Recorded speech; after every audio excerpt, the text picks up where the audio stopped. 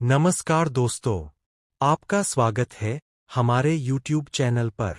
आज हम एक बहुत ही महत्वपूर्ण विषय पर चर्चा करेंगे, ईसा की प्रार्थना और आधार पर प्रार्थना करते समय हमें किन 3 बातों का हमेशा ध्यान रखना चाहिए। प्रार्थना एक ऐसा माध्यम है जिसके द्वारा हम अपने प्रभु से जुड़ते हैं। यह हमारे जीवन का अभिन्न हिस्सा है।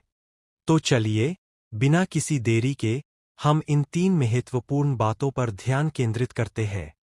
1. ईश्वर के प्रति श्रद्धा।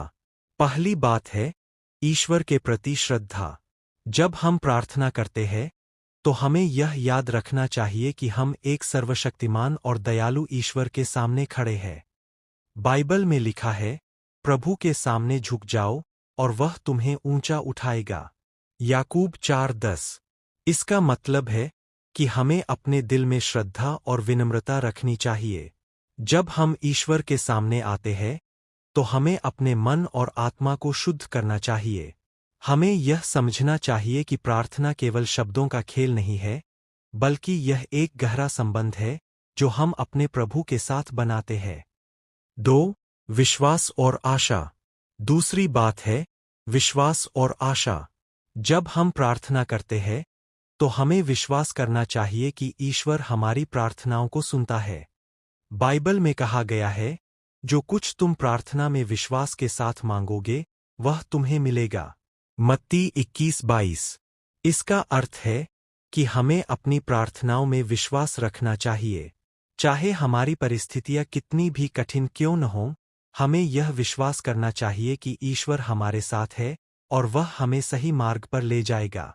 हमारी प्रार्थनाएं केवल हमारी इच्छाएं नहीं है, बल्कि यह हमारी आशा का प्रतीक है। 3. धैर्य और समर्पण। तीसरी और अंतिम बात है धैर्य और समर्पण। प्रार्थना करते समय हमें धैर्य रखना चाहिए।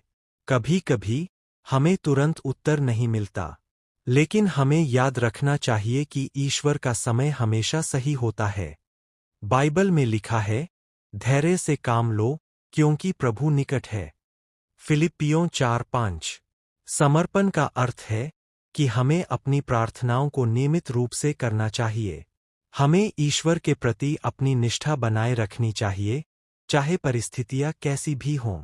प्रार्थना एक यात्रा है और हमें इस यात्रा में धैर्य और समर्पण के साथ आगे बढ़ना चाहिए।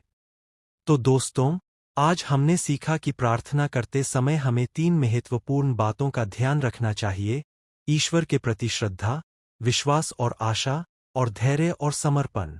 आशा है कि आप इस वीडियो से प्रेरित हुए होंगे। अगर आपको यह वीडियो पसंद आया हो तो कृपया लाइक और सब्सक्राइब करना न भूलें और अपने विचार हमें कमेंट में बताएं। धन्यवाद और अगले वीडियो में मिलते हैं। प्रभु आप सभी को आशीर्वाद दें।